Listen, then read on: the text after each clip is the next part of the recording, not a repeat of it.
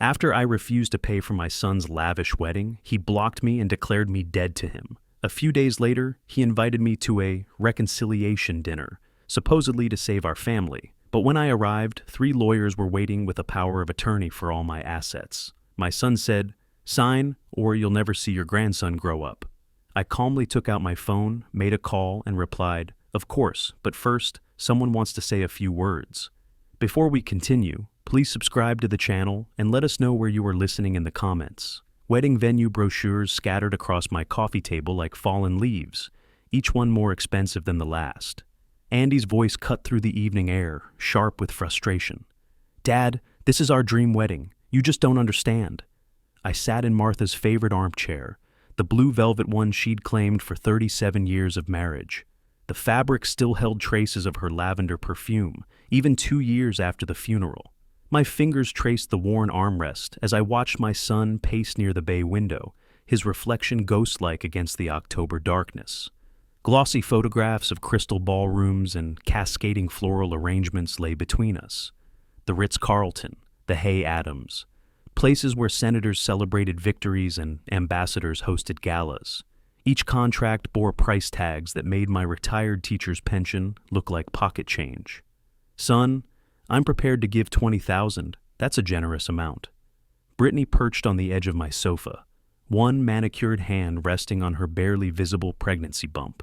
3 months along, she'd announced last month with tears of joy that quickly shifted to wedding planning urgency.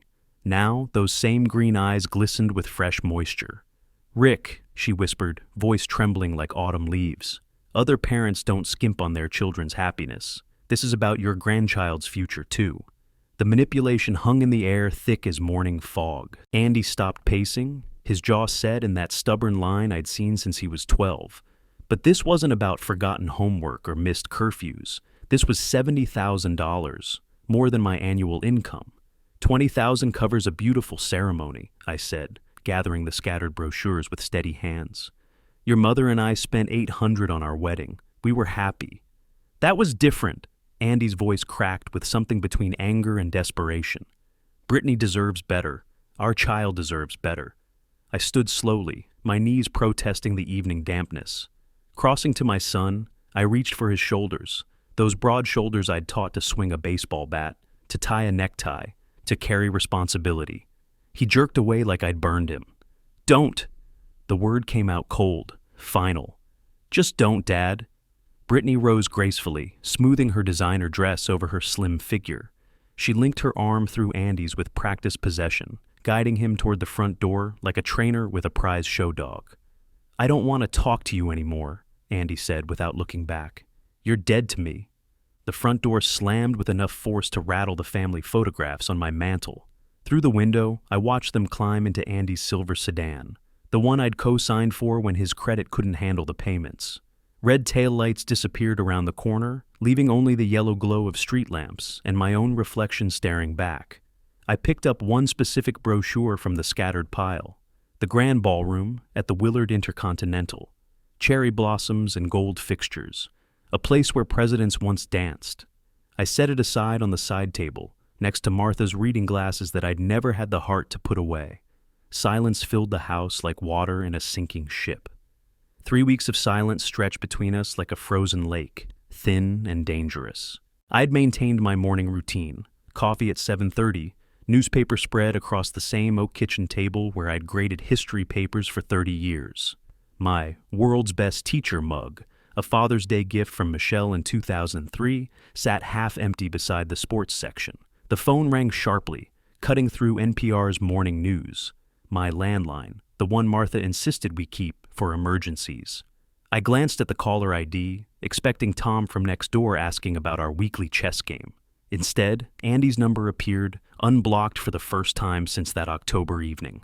My hand hovered over the receiver, 3 weeks of hoping he'd call, 3 weeks of stubborn silence on both sides.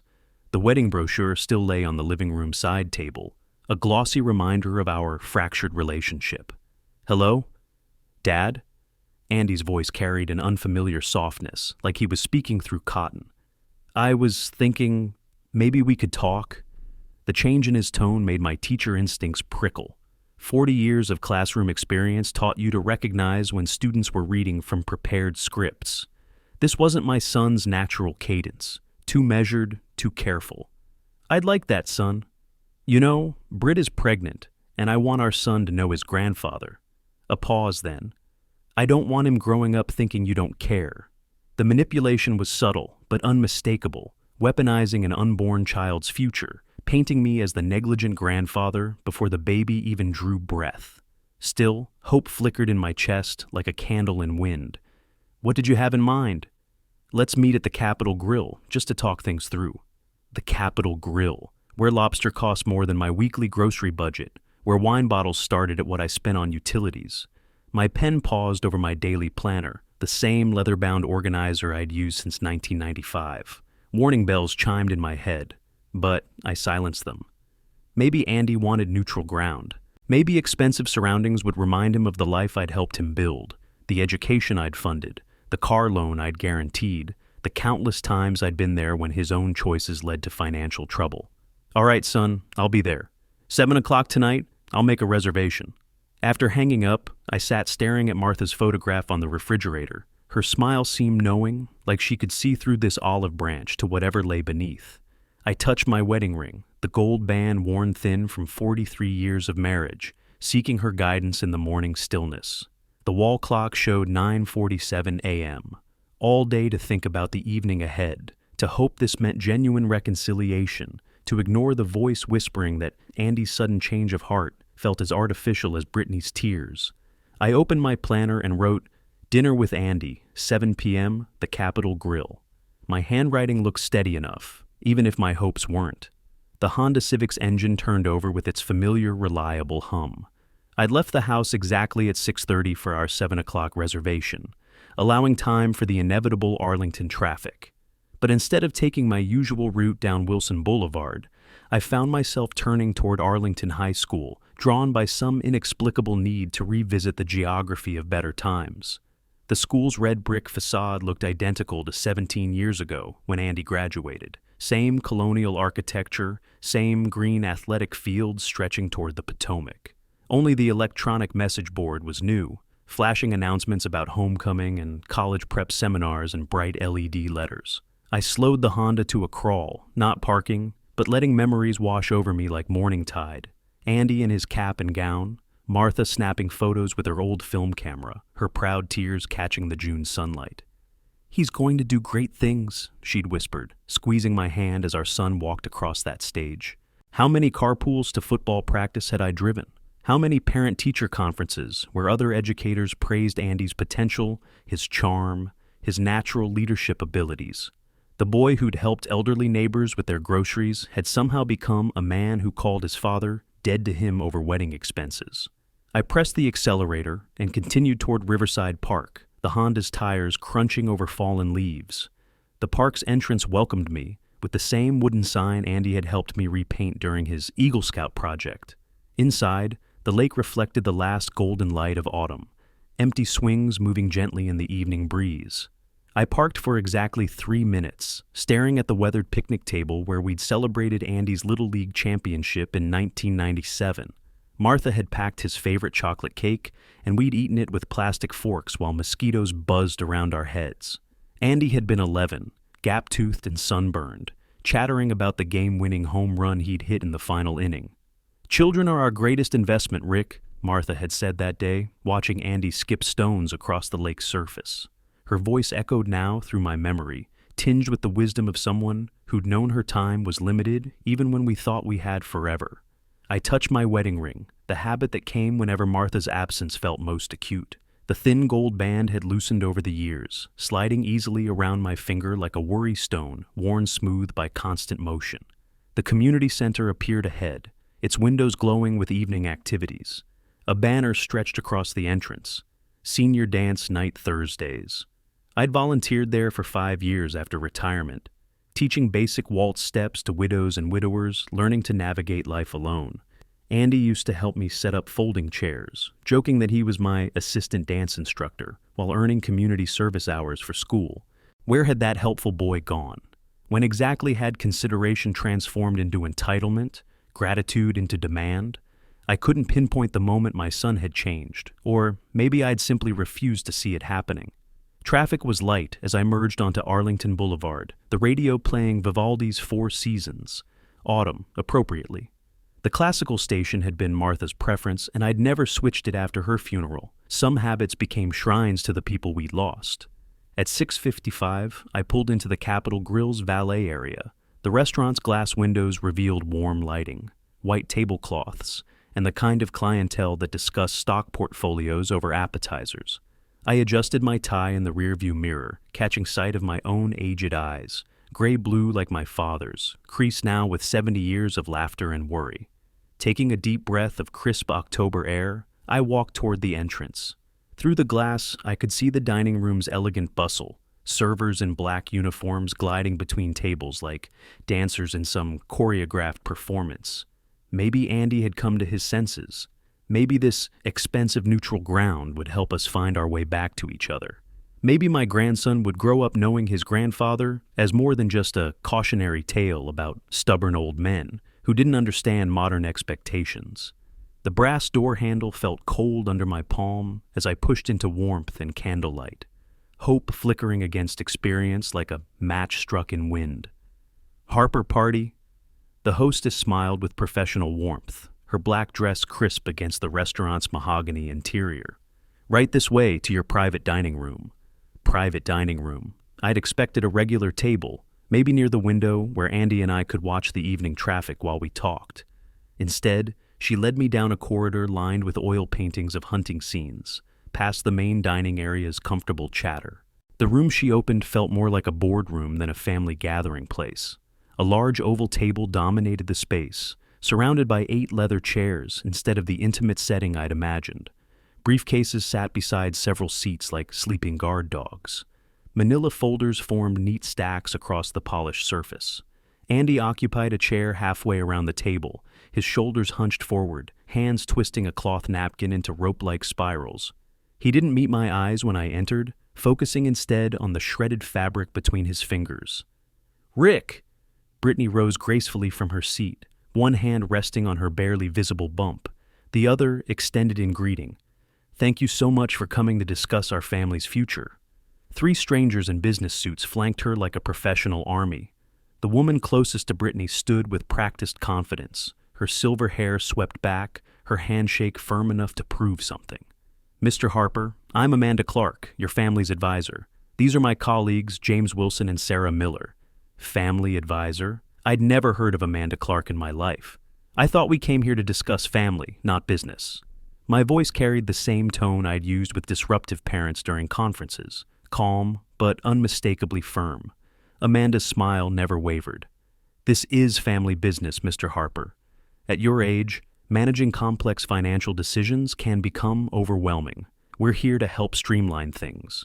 The document spread before me looked official, stamped and notarized, thick with legal language that seemed designed more to confuse than clarify. Power of attorney forms, financial management agreements, references to my advanced age, and complex asset portfolio filled the pages like accusations. I removed my reading glasses from my jacket pocket, taking my time to clean the lenses. 40 years of teaching had taught me the value of deliberate pauses, how silence could shift power dynamics in a room. These people expected confusion, maybe even fear. Instead, I sat down slowly and began to read. "Dad, this is just a formality for your own protection," Andy said finally, his voice barely above a whisper. "Protection from what, exactly?" James Wilson leaned forward, his pen clicking in rapid succession. "Mr. Harper, these documents simply ensure your assets are managed properly should you become incapacitated." The word hung in the air like smoke. Incapacitated, as if my 65 years had already stolen my competence, my judgment, my right to control my own life. "I see references to my house value here." I tapped the document. $420,000, my savings account balance, even my pension amount. Quite detailed for a casual family dinner. Brittany shifted in her seat, her confidence flickering like candlelight in wind. "We just want to make sure everything is handled correctly, Rick, for everyone's benefit." Everyone's benefit, I repeated the phrase, tasting its hollowness. "And who exactly benefits from signing these papers tonight?" Andy's napkin lay in shreds across his plate. His silver engagement ring, the one Martha and I had helped him pick out, caught the chandelier's light as his hands trembled against the table. "This took weeks to prepare," I said quietly, looking around the room at the assembled lawyers, the prepared documents, the reservation for a private space. "All while you weren't speaking to me." The realization settled over me like cold water. The 3 weeks of silence, the sudden reconciliation call this morning, the expensive restaurant choice. Every detail had been calculated, planned, orchestrated. My son hadn't called because he missed me. He'd called because he needed my signature. I reached into my jacket pocket for my phone, my fingers closing around its familiar weight. Amanda Clark's voice cut through the gesture like a blade. "Mr. Harper, let's just handle this quickly tonight." My thumb found Michelle's contact without looking. Muscle memory from 2 years of single parenthood, countless late-night calls during Martha's final illness, the routine of checking in with my daughter, who'd inherited her mother's fierce protectiveness. "Dad, wait!" Andy lurched forward, reaching across the table toward my phone. His chair scraped against hardwood, the sound sharp as breaking glass. I blocked his grab with my free arm, the motion automatic from decades of managing classroom disruptions. "Andy, don't you dare touch my phone." The authority in my voice stopped him mid-reach. For a moment, he was 12 again, caught sneaking cookies before dinner, recognizing the tone that meant consequences were coming. Amanda Clark's professional smile finally cracked. "Mr. Harper, we're just trying to help you make good decisions. Your daughter doesn't need to be involved in your financial planning. She's involved now." I pressed call and held the phone to my ear. The lawyers exchanged glances like players realizing their game had shifted. James Wilson stopped clicking his pen. Sarah Miller straightened papers that didn't need straightening. Only Brittany remained motionless, her green eyes fixed on me with laser intensity. "Rick," Michelle's voice carried the slight breathlessness of someone interrupted during evening rounds. "Everything okay?" "Mish, I need your help. Come to Capitol Grill right away." "The restaurant?" "Dad, what's wrong?" I could picture her stopping mid-stride in whatever hospital corridor she'd been walking, her medical training already analyzing the urgency in my voice. Michelle had always been the steady one, the child who asked the right questions and waited for complete answers. "I'm in a private dining room with Andy, his girlfriend, and 3 lawyers I've never met. They want me to sign power of attorney documents." The silence on the line lasted exactly 3 heartbeats. When she spoke again, her voice carried the crisp professionalism she used with difficult patients. "Don't sign anything. I'm leaving the clinic now. 15 minutes. "We'll wait." "Mr. Harper," Amanda Clark interjected, her tone sharpening. "This delay is unnecessary and expensive. We just want to finish this quickly." I covered the phone's mouthpiece. "Nothing gets signed quickly. We wait for my daughter." Brittany stood abruptly, pacing behind her chair like a caged animal. Her earlier composure had evaporated, replaced by something harder, more calculating. "Why are you being so difficult? We're your family." The irony wasn't lost on me. For 3 weeks I'd been dead to them. Now, suddenly I was family again, but only if I surrendered control of my finances. "Dad, please!" Andy's voice cracked with genuine desperation. "Just trust me on this." Trust. The word cut deeper than any legal document could. This wasn't about money or lawyers or power of attorney forms. This was about my son asking me to trust him while surrounding me with strangers, ambushing me with prepared documents, manipulating our first conversation in weeks. "Mish, are you still there? I'm in my car. Dad, keep them talking, but don't sign anything. Those tactics they're using, I've seen them before in elder abuse cases." Elder abuse. The phrase hit like a physical blow. I wasn't some confused senior citizen losing his faculties. I was a retired teacher who'd managed budgets, mortgages, and investments for decades. Yet here sat 3 lawyers treating me like an incompetent child. Andy tried again to interrupt the call, his hand hovering near my phone. "Dad, we don't need to involve Michelle in this. It's between us." "No, son. It stopped being between us the moment you brought lawyers." James Wilson cleared his throat importantly. "Mr. Harper, we understand this seems overwhelming, but these are standard documents. Many families use them for estate planning. Estate planning usually doesn't happen in restaurant ambushes." Sarah Miller leaned forward, her voice honey-sweet with fake concern. We're only thinking of your best interests, Mr. Harper. At your age, it's wise to have help with complex decisions. At my age. There it was again, the assumption that 65 meant incompetence, that retirement equaled mental decline. I'd taught seniors in high school who showed more respect for their grandparents than these lawyers showed for me. Michelle will be here soon, I said, ending the call and sliding the phone back into my pocket. We can wait. The room fell silent, except for the distant sounds of normal diners enjoying normal meals, families celebrating anniversaries, business associates closing honest deals, couples planning futures that didn't involve legal manipulation. Brittany stopped pacing and fixed me with a stare that held no trace of the sweet, pregnant daughter-in-law she'd been pretending to be. When she spoke, her words came through clenched teeth like a threat barely contained. Fine, but while we wait, let me explain exactly what happens to grandfathers who don't cooperate. Brittany's hand moved to her stomach with theatrical precision. Fingers splayed across the barely visible curve where my grandson grew. The gesture was calculated, practiced, designed to remind everyone in the room what was at stake. You know, Rick, I really wanted our son to have a loving grandfather. Her voice carried the wounded sweetness of someone explaining disappointment to a child. Someone who would support our family, be part of his life, help him grow up knowing what family means. The manipulation was surgical in its precision, not a direct threat, but an implication hanging in the air like smoke. Cooperate or lose access to the baby who wasn't even born yet. Andy found his voice, desperation making it higher than normal. Dad, if you don't sign this, you'll never see my son grow up. The words hit like a physical punch to my chest. 40 years of teaching children, of watching them take their first steps toward reading, toward understanding, toward becoming the people they were meant to be. The thought of being cut off from my grandson's childhood, of missing his first words, his first day of school, his baseball games and birthday parties, it nearly broke something inside me. Grandfathers have very limited legal rights, Mr. Harper, James Wilson added with professional detachment. Courts strongly favor parents who demonstrate family unity. Sarah Miller nodded sympathetically. Your refusal to participate in family financial planning could be seen as concerning, as evidence of someone who puts personal interests above family welfare. They were building a case against me in real time, laying groundwork for future legal battles. Sign the papers or be painted as a selfish grandfather who chose money over family. The trap was elegant and vicious. Brittany continued her performance, touching her belly with increasing frequency. The stress really isn't good for the baby, you know.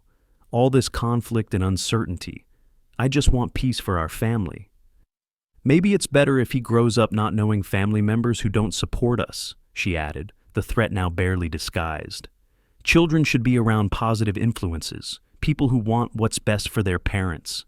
Andy grabbed my arm across the table, his fingers digging into my sleeve with desperate strength. Choose, Dad, your money or your grandson.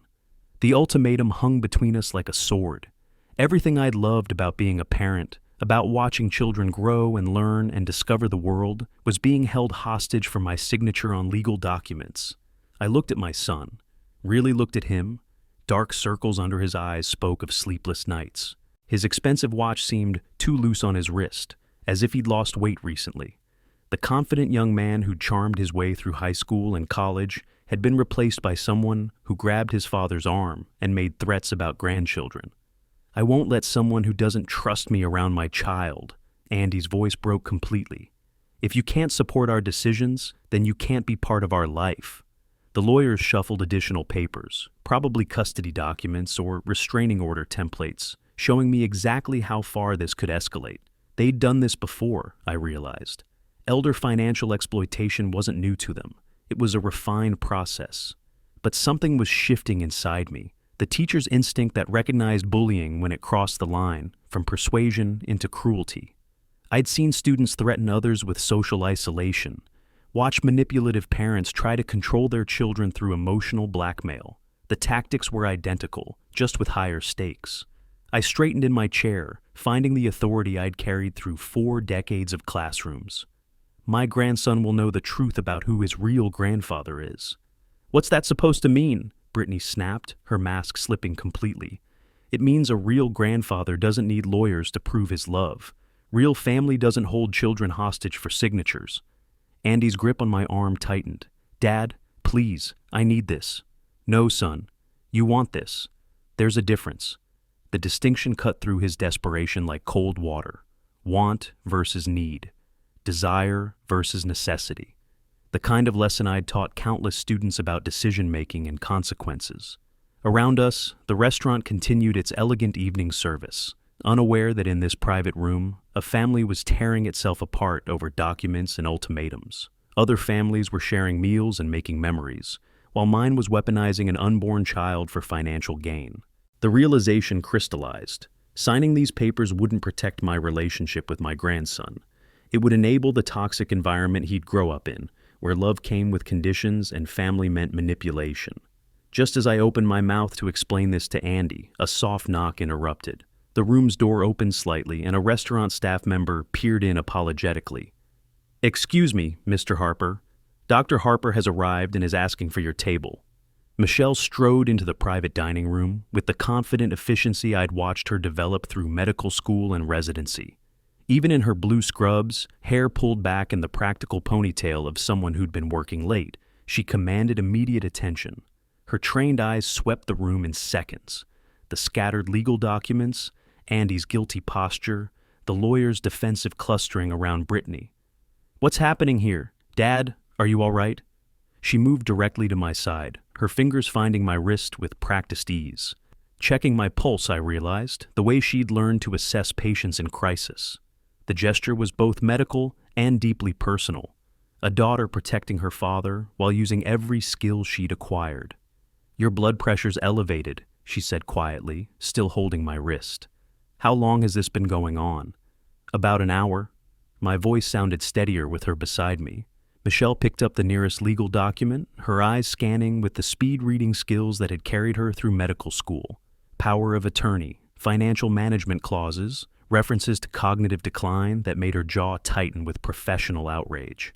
"Andy, this isn't what we discussed as a family." Her voice carried the same authority she used with unruly residents. "When did you decide to ambush Dad with lawyers?" My son shrank in his chair, suddenly looking like the teenager who'd been caught breaking curfew. "Mish, it's not like that. We're trying to help." "Help?" She set down the papers with controlled force. "This is textbook elder financial exploitation. I see it in the ER every week. Family members pressuring seniors into signing over assets." Brittany stood abruptly, her pregnancy suddenly less prominent in her posture. "Dr. Harper, you don't understand the full situation. Your father needs guidance with complex financial decisions." "My father," Michelle said with icy precision, "taught high school for 40 years. He managed budgets, investments, and put 2 children through college. What complex decisions does he need help with exactly?" The question hung in the air like a challenge. Amanda Clark attempted to regain control, her professional smile returning. "Dr. Harper, we appreciate your concern, but this is a family matter.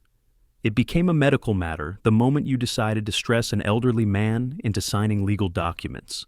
Michelle positioned herself physically between the lawyers and me. "As a physician, I'm required to report suspected elder abuse." The word abuse cut through the room's expensive atmosphere like a blade. James Wilson's pen stopped clicking. Sarah Miller closed her leather portfolio with an audible snap. Even Andy looked up with something approaching panic. "Now, everyone needs to step back and give us 5 minutes alone," Michelle continued, her voice carrying the absolute authority of someone accustomed to making life and death decisions. "This conversation is over until I understand exactly what's been happening here." Brittany's carefully constructed mask began to crack completely. "You can't just waltz in here and disrupt our family planning. This doesn't concern you." "My father's welfare concerns me deeply." Michelle moved closer to Brittany, and despite being shorter, somehow seemed to tower over her. Especially when someone is using pregnancy and unborn children as leverage for financial manipulation. The accuracy of the assessment hit Brittany like a physical blow. Her hand dropped from her belly, the protective gesture forgotten in the face of Michelle's clinical analysis. "Andy," Michelle turned to our son, "look at Dad. Really look at him. Does he seem confused to you, incompetent? Or does he seem like a man being cornered by people who want his money?" Andy's eyes met mine for the first time since I'd entered the restaurant. What he saw there, the sharp awareness, the strategic thinking, the hurt but undiminished intelligence, made him flinch as if slapped. "I thought," he began, then stopped, his voice trailing into uncertainty. "You thought what Brittany told you to think," Michelle said with surgical precision. "Dad, I think it's time you made that other phone call you mentioned." I reached for my phone again, and this time no one moved to stop me. The balance of power in the room had shifted completely with Michelle's arrival, and everyone knew it. Luis Ramirez arrived with the punctuality of someone who'd been expecting my call for weeks. His leather briefcase, worn smooth from 25 years of family law practice, seemed to contain more authority than all the lawyer's documents combined. At 50, Luis carried himself with the quiet confidence of a man who'd seen every variety of family financial warfare. "Good evening, Rick." He nodded to me with familiar warmth before his professional gaze swept the room. "I see we've reached the moment we discussed." Michelle stepped aside as Luis approached the table, but her protective positioning remained clear. She didn't know what was coming, but she trusted my judgment, something that couldn't be said for anyone else in the room. "Luis, show them what we prepared on October 20th. The date meant nothing to Michelle, but I watched recognition dawn in Andy's eyes. October 20th, 5 days after our wedding fight, 5 days after he'd called me dead to him. The timing wasn't coincidental, and he was beginning to understand that. Luis opened his briefcase with deliberate care, removing folders marked with official seals and notarized stamps. "Ladies and gentlemen, I'd like to present the Harper Family Irrevocable Trust, established on October 20th, 2024. "Irrevocable trust?"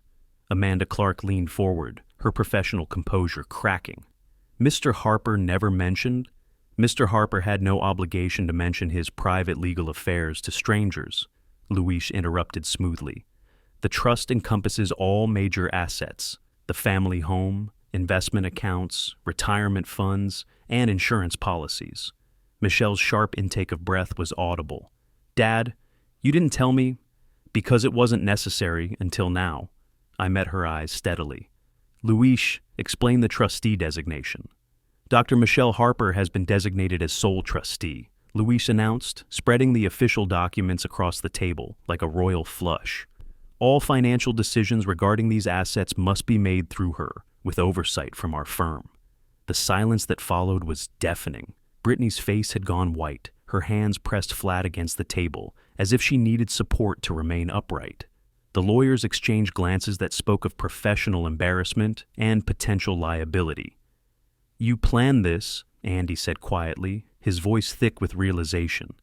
"All along you knew." "I suspected. Your phone call this morning confirmed it." I kept my tone gentle despite the circumstances. "Son, the way you spoke wasn't natural. It was rehearsed. After 40 years of teaching, I recognize when someone's reading from a script." Luis continued his methodical presentation, each document reinforcing the legal fortress we'd built around my assets. Bank confirmations showed the transfers had been completed weeks ago. Notarized statements from 3 different financial institutions confirmed the trust's validity. "The beauty of an irrevocable trust," Luis explained to the room, "is that it cannot be challenged, altered, or dissolved without the trustee's consent. Dr. Harper now has complete fiduciary responsibility for these assets." Michelle stood frozen, processing the magnitude of what I'd entrusted to her. "Dad, this is everything. Everything I built over 43 years of marriage and career," I confirmed, "and I trust you to protect it for the family's real future, including that grandson I may never get to meet." The barb found its target. Andy winced as if I'd struck him physically. Brittany, however, was rallying for one final assault. "This doesn't change anything," she said desperately. "The trust still benefits Andy and the baby. We just need to work with Michelle instead of—" "No," Michelle said firmly. "As trustee, I have discretionary authority over distributions, and I don't make decisions under duress or manipulation." Amanda Clark shuffled papers frantically, looking for legal loopholes that didn't exist. "We'll need to review these documents thoroughly, challenge the mental competency standards used." "Feel free," Luis said with the calm confidence of someone holding all the cards. "Dr. Harper's medical evaluation from last week confirms his complete mental competency. We anticipated that particular challenge last week. While they'd been planning their ambush, we'd been building an impenetrable defense. The preparation showed in every detail, every contingency we'd considered and protected against. Andy slumped in his chair, the weight of his betrayal settling over him like a physical burden. "You really did think of everything." "I had to." The sadness in my voice was genuine. "Because my son decided to hire lawyers instead of having an honest conversation with his father. Brittany's lawyers were gathering their papers with the haste of people realizing they'd been outmaneuvered from the beginning. But I wasn't finished yet." "Oh, that's not all." "Luis, show them the other folder." Luis reached into his briefcase and withdrew a second folder, this one thicker than the trust documents. The manila envelope bore the letterhead of a private investigation firm, and when he opened it, photographs spilled across the table like evidence in a crime scene. Mr. Harper contracted professional surveillance services on October 21st, Luis announced with the methodical precision of a prosecutor, following suspicious activity around his residence. The first photograph showed Brittany standing at my front gate, her phone raised toward my house. The timestamp read October 23rd, 2:15 p.m. The second captured her writing in a notebook while sitting in her car across the street. The third showed her photographing my mailbox. "This is," Brittany began, then stopped, her face cycling through shock, anger, and calculation. "Documentation of your reconnaissance activities," I said calmly, "including your research into my financial records, your conversations about my mental competency, and your coaching sessions with my son." Michelle picked up one of the photographs, studying it with clinical detachment. "You were surveilling Dad's house? Planning this for weeks?" "Here's the recording from October 28th, Luis continued, producing a small digital device. "Would you like to hear Ms. Lawson explaining to her friend how she planned to have Mr. Harper declared incompetent?" "You can't record private conversations," Brittany snapped, finally finding her voice. "Actually, Virginia is a one-party consent state," Luis replied smoothly. "When those conversations took place in public spaces, coffee shops, restaurants, they're fair game." He pressed play on the device. Brittany's voice filled the room, crystal clear and unmistakably hers. "Rick's old and isolated since his wife died. Andy can convince him he needs help managing finances. Once we get power of attorney, we can access everything." Andy's face went ashen. "Britt, you said this was to help him." "Listen to the rest," I said quietly. Brittany's recorded voice continued.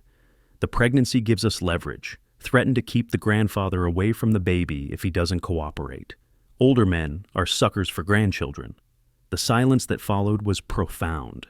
Even the lawyers had stopped their defensive shuffling, recognizing they'd been made accessories to a carefully planned fraud.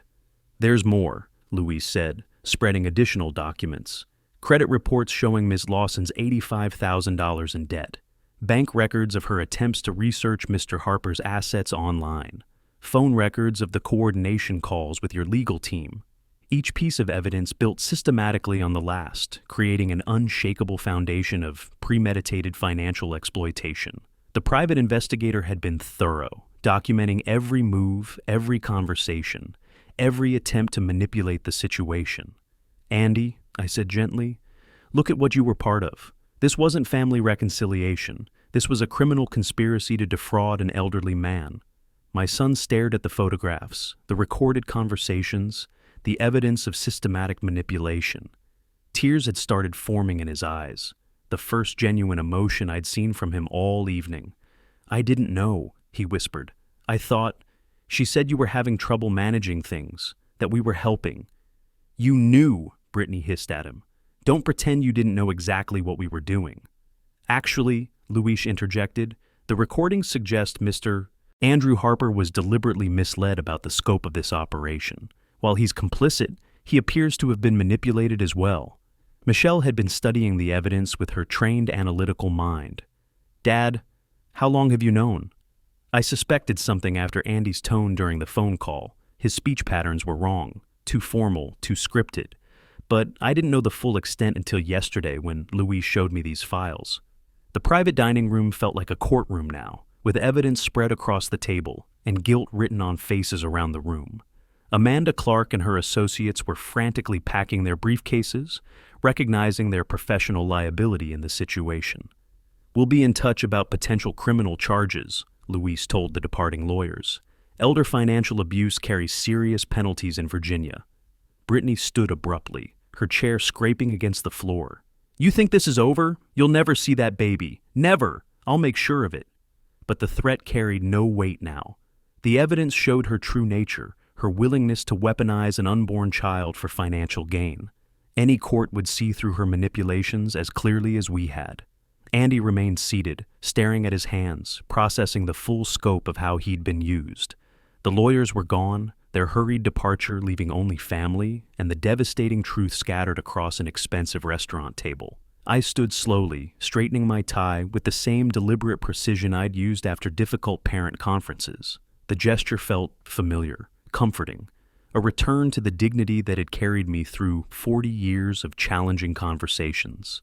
Around the table, evidence of betrayal lay scattered like fallen leaves, but I felt oddly peaceful. Michelle moved to my side immediately, her protective instincts as natural as breathing. Her presence reminded me that not all family bonds had been severed tonight, that loyalty still existed in unexpected forms. Andy half rose from his chair, one hand reaching toward me with desperate uncertainty. "Dad, I didn't know it would." "You knew, Andy."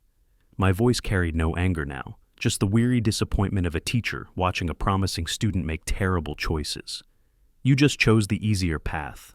Brittany remained standing by her chair, fury radiating from her like heat. Her pregnancy, which had been her primary weapon all evening, now seemed irrelevant. The baby growing inside her would be born into a world where his grandfather had protected himself from his own family. "This isn't over," she said through clenched teeth. "You'll never see him grow up, never know what he looks like, sounds like, dreams about. I'll make sure of it." "Brittany," I said calmly, "you've shown everyone in this room exactly who you are. Any court will see the same thing." Luis finished packing the evidence into his briefcase, each document a testament to months of careful preparation.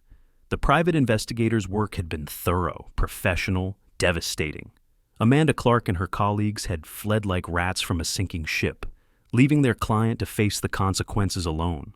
I walked toward the dining room's entrance, Michelle beside me, feeling lighter with each step. Behind us, Andy's chair scraped again as he stood fully. "Dad, wait." His voice cracked with something I hadn't heard in years, genuine remorse. Is there any way to fix this?"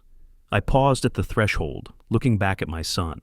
Dark circles shadowed his eyes, and his expensive clothes hung loose on a frame that had lost weight from stress. This wasn't the confident young man who'd charmed his way through life, or even the manipulated puppet Brittany had controlled. This was someone beginning to understand the magnitude of his choices. "Son, call me when you're ready to talk without her." The conditional offer hung in the air between us, not forgiveness, not reconciliation, but possibility. The door left slightly ajar for genuine change, honest conversation, real growth. "The door's always open for a real conversation," I added, meaning it completely. Michelle squeezed my arm gently, understanding the wisdom in the conditional mercy.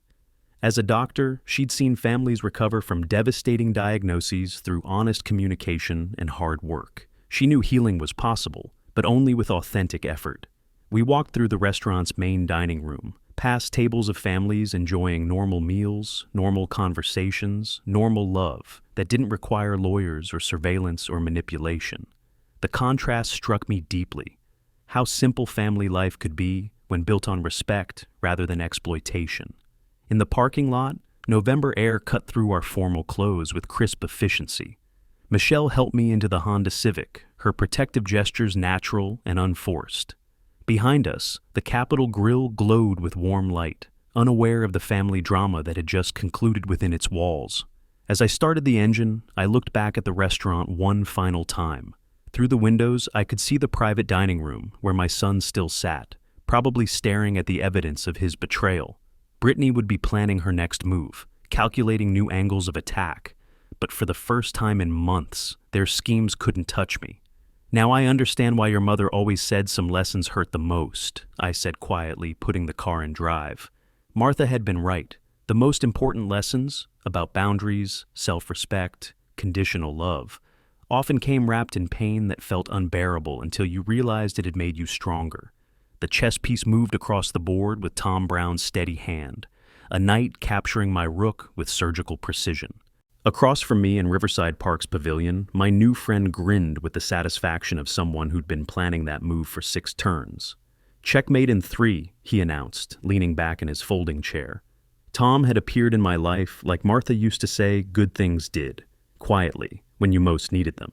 A retired colleague from Arlington High's English department, he had heard about my situation through the teacher's grapevine and simply started showing up for daily walks. No judgment, no advice, just steady companionship and surprisingly ruthless chess skills. "You're getting better," he said, resetting the pieces. Last week, it was checkmate in 5. The past month had passed in a blur of legal paperwork and emotional recovery. Luis updated me regularly on the aftermath. Brittany's lawyers had quietly withdrawn from the case, citing irreconcilable differences with client goals. Andy had attempted contact twice through Michelle, both times asking about simpler wedding arrangements that wouldn't require family funding.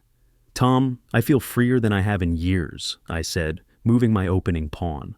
"Freedom's underrated," he replied, mirroring my move. "My daughter tried the same thing after Helen died, wanted to help me manage my finances.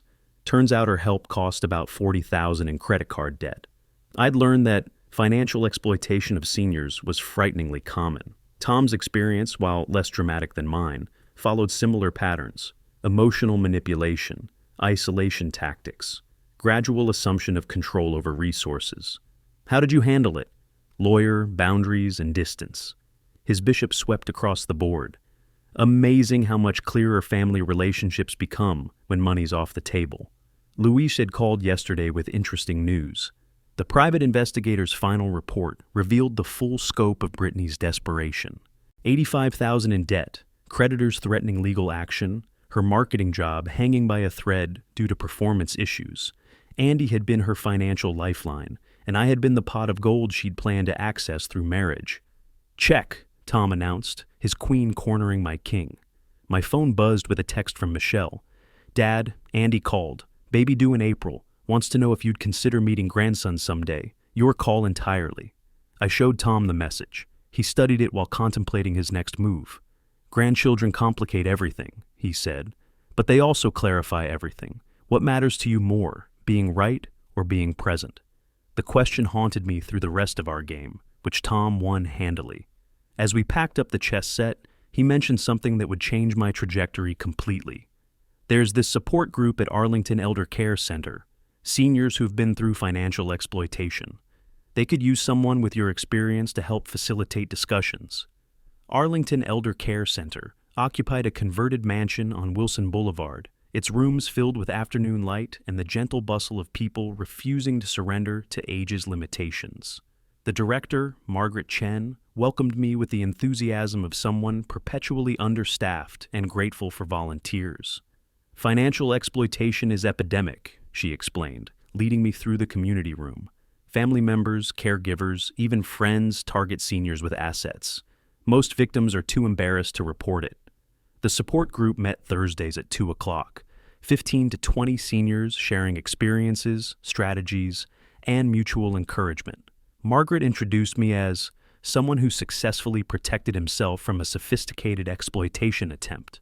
For the first time since the restaurant confrontation, I felt the pieces of my life clicking into place with purpose. "Experience taught me how to protect others," I told the group at my first meeting. Maybe that's what it was for. The faces around the circle, weathered, wise, wounded but not broken, nodded with understanding. These were my people, survivors of family betrayal, who'd chosen dignity over enablement, safety over appearances. As December deepened into winter, my routine solidified around this new mission. Morning chess with Tom, afternoon support groups, evening reading about elder law and financial protection.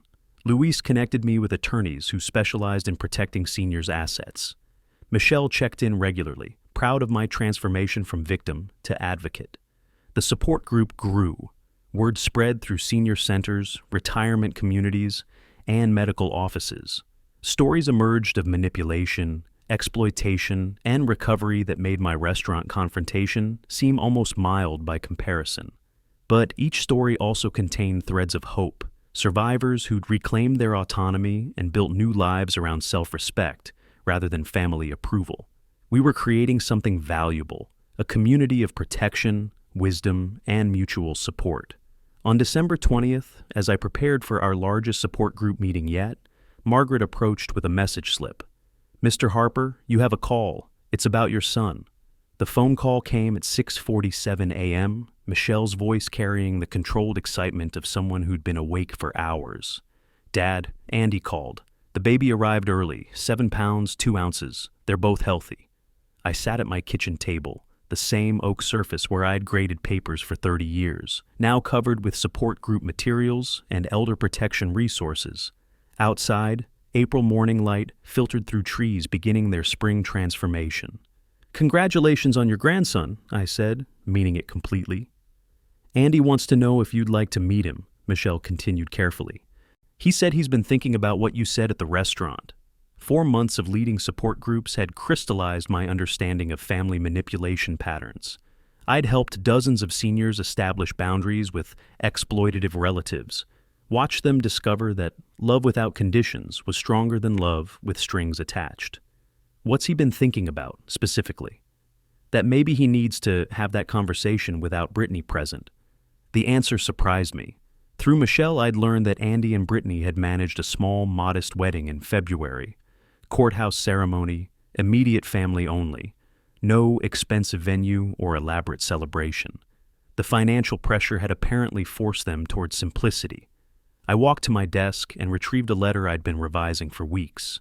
Handwritten on my personal stationery, it contained the boundaries I'd established for any future relationship with my son and grandson.